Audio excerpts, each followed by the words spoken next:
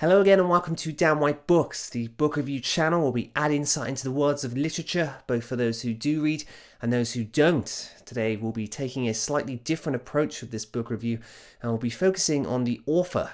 I do this as the book I'm reviewing is not one story, but instead many.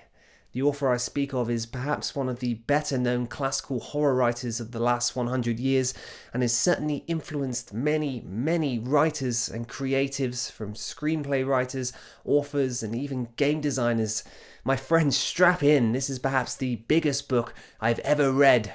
Today I'll be reviewing the forbidden book, the Necronomicon by H.P Lovecraft.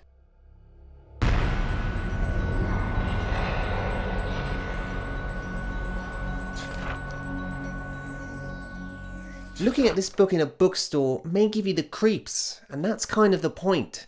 The appearance you see here denotes the real Necronomicon, which is a forbidden book within the literary canon of H.P Lovecraft.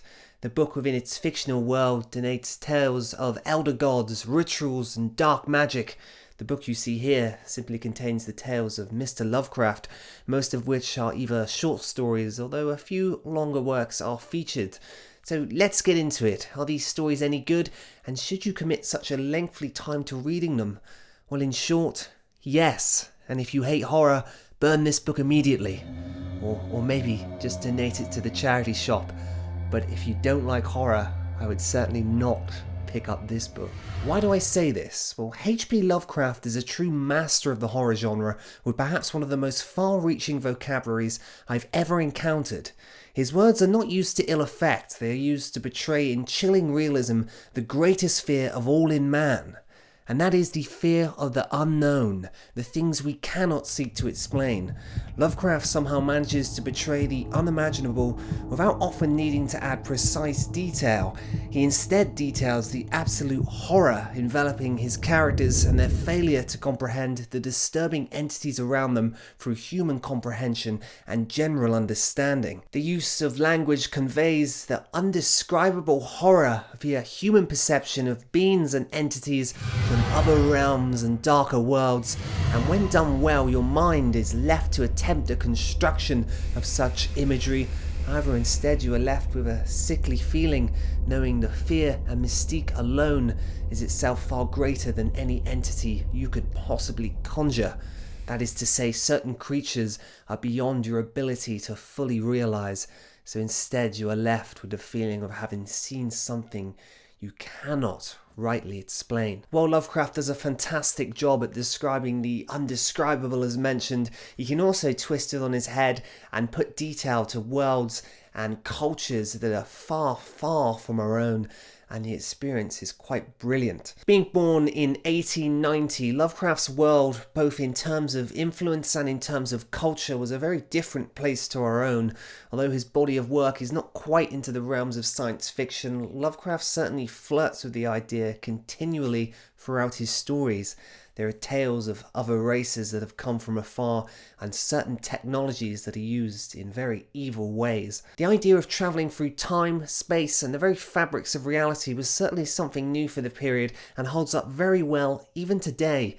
In fact, with such advancements in physics and our understanding of the universe, some of Lovecraft's ideas are not that far-fetched, and how very creepy that is to say. The monsters and evils don't come from under your bed, they come from a place that is reasonable in terms of logic, that being the very stars plastered across the night sky.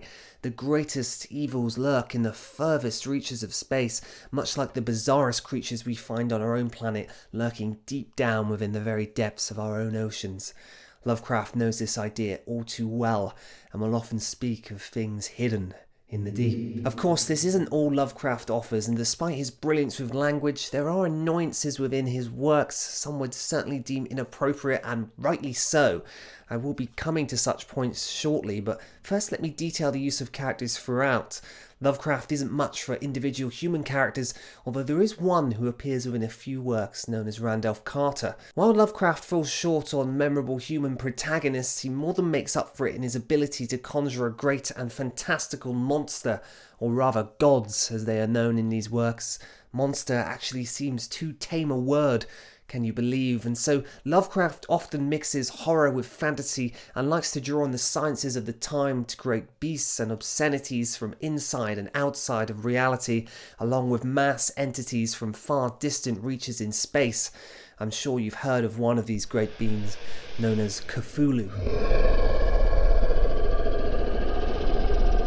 Such gods have been known to appear in popular culture, and their appearance within this collection is always a gruesome and foreboding experience.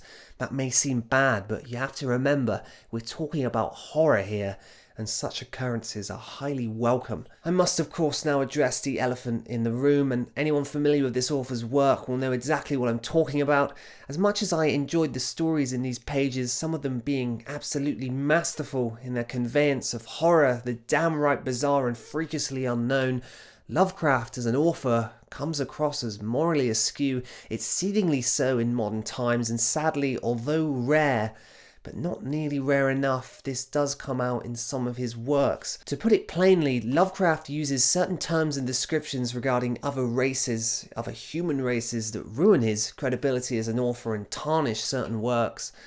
It's a shame. I will admit, having an author share such backward views is one thing, but to see it in a story is another.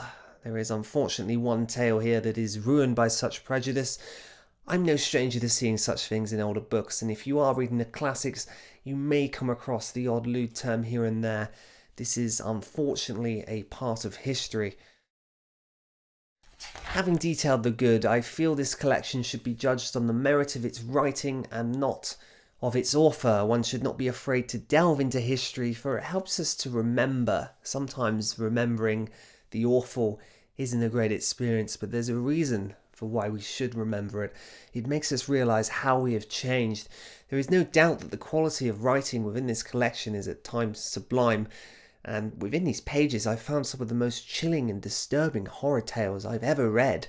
That was a joy. However, it was a joy sadly marred with disdain, but nonetheless, despite the author's inclinations, I feel this is essential reading for any fans of the horror genre, and I would rate this collection a 9.5 out of 10 and would certainly recommend it. So if you're looking to get a greater understanding of the Cthulhu Mythos and the literary canon of H.P Lovecraft, certainly pick this up. If you're a fan of horror, go for it. I know Stephen King was influenced quite heavily by H.P Lovecraft, and I can see why. H.P Lovecraft doesn't even often detail gore or anything like that at all. It's a horror that is just makes you shiver, that kind of horror, and if you're into that kind of thing, then it certainly has that in spades. My friends, thank you very much for watching. My name is Dan White. You've been watching DanWhiteBooks, and I will see you here again soon for more book reviews and discussion. Keep safe out there.